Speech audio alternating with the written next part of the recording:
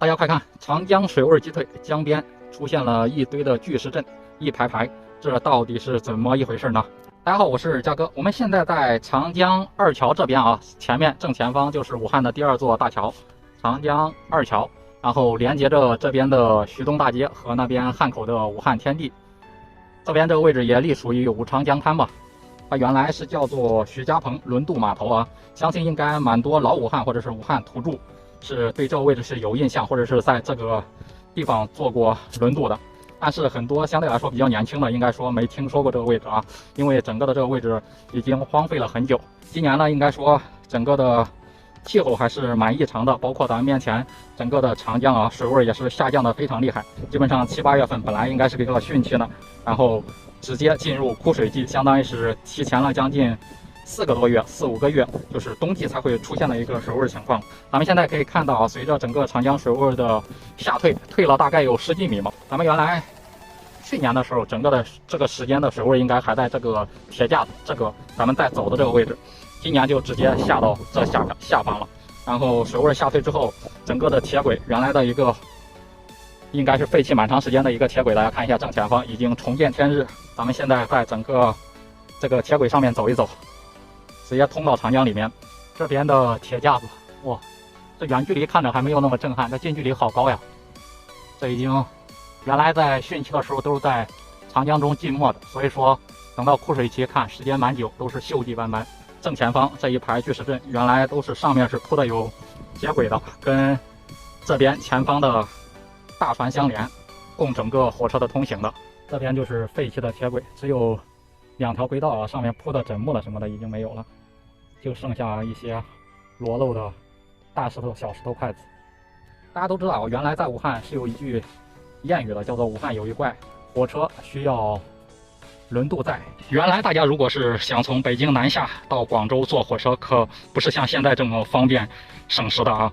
基本上原来每次到武汉这个位置就要花费2个多小时，因为它需要这个徐家棚轮渡码头的一个中转嘛。但是后面随着整个武汉长江大桥的贯通，57年武汉长江大桥的贯通，这个徐家棚轮渡码头慢慢的就荒废弃了，然后它的也慢慢的退出了历史舞台啊。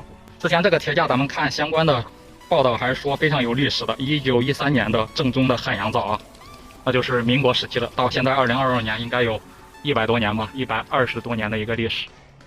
锈迹斑斑的铁架子也是见证了武汉的一个发展史啊，见证了整个城市的变迁吧。这边巨石阵上快要脱落的小石块，这应该都是汛期大轮渡、大轮船给撞击的。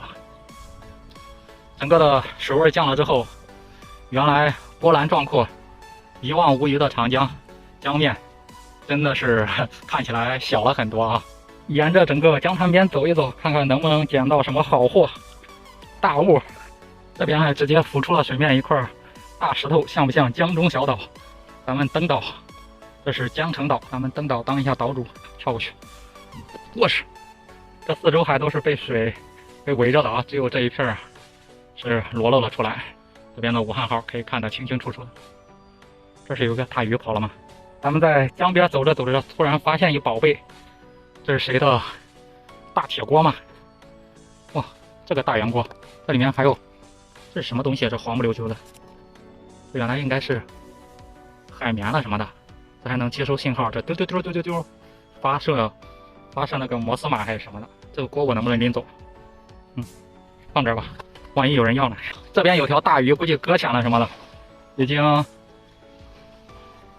去往另外一个世界了吧，还蛮大一条的啊！哎，这全部都是大岩石，这是水位一退，远古时期的鹅卵石全部都出来了呀。这边的甲板，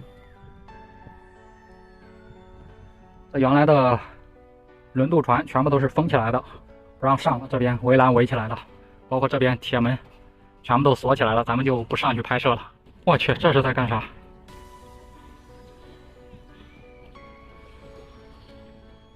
那位大叔应该也是在退水的河边来找大物好货吧？不知道他能不能找到，反正我是啥都没找到。